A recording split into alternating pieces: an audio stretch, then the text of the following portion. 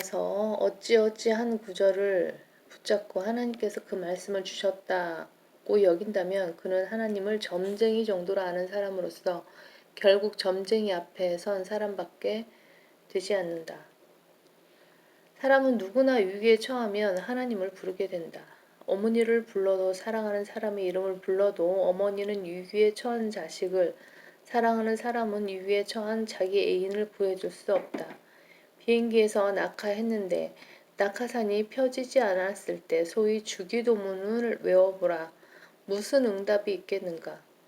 그런데도 모든 제도화된 교단 교회들은 교인들에게 주기도문이라는 것을 외우게 하고 있다.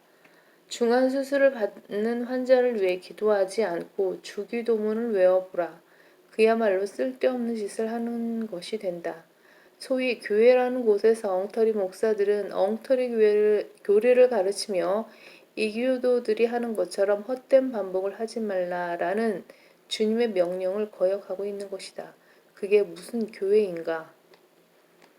성경에는 상충하는 구절들이 있다. 예를 들어 원수를 사랑하라는 구절이 있는가 하면 원수를 진멸시키라는 구절이 있고 이혼 증서를 써주라는 구절이 있는가 하면 아내를 버리지 말라는 구절도 있다.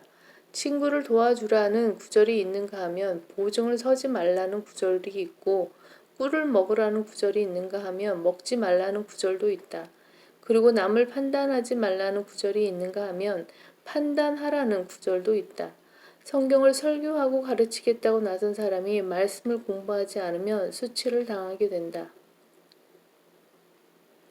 네가 진리의 말씀을 올바로 나누어 자신이 하나님 앞에 부끄럽지 않은 일꾼으로 인정받도록 공부하라. 한글 개역 성경과 개정판은 공부하라는 말씀을 드리기를 힘쓰라로 변개시켰다. 그래서인지 이 나라 목사들은 성경이 아닌 교단 신학을 공부하고서 목회를 하고 있다. 그런 연유로 그들은 계속해서 진리 대신 오류를 퍼뜨려 교인들을 오염시키고 있는데 결국 그들은 성경을 제대로 공부한 사람들에게 판단을 받고 수치를 당하게 된다. 지명 관계상 본 글에서는 신약 성경에서 판단에 관해 언급하는 주요 세 구절을 가지고 설명하려고 한다. 잘 깨닫고 판단에 대한 오해가 없기를 바란다. 1. 마태복음 7장 1절에서 5절.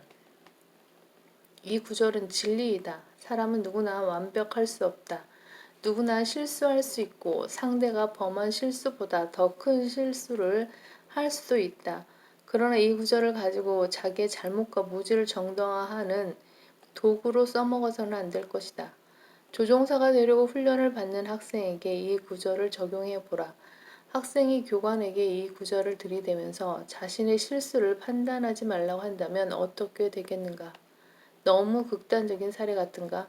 필자는 군대에서 비행기를 배울 때 몽둥이로 엉덩이를 적어도 370대 이상 맞았다. 그래도 필자는 다른 동료들에 비해 100대 이상 적게 맞은 편이었다. 그때는 장비가 사람보다 귀한 때라서 사고 예방을 위해 매로 다스리는 야만적인 행위가 있었다. 조종사는 성경 교사처럼 완벽해야 자신도 살고 다른 사람의 귀한 생명도 재산도 지킬 수 있다. 우리가 어떤 죄인이 구원받지 못하여 지옥에 가는 것을 알면서도 그런 사실을 판단하지 않는다면 복음을 전할 수 없게 된다. 우리가 복음을 전하지 않으면 예수님께서 인류를 위한 하나님의 구원 계획을 이루시려고 십자가에서 죽으셨다가 다시 살아나신 일, 곧 인류 역사상 가장 위대한 일을 망각하는 죄를 짓는 것이 된다.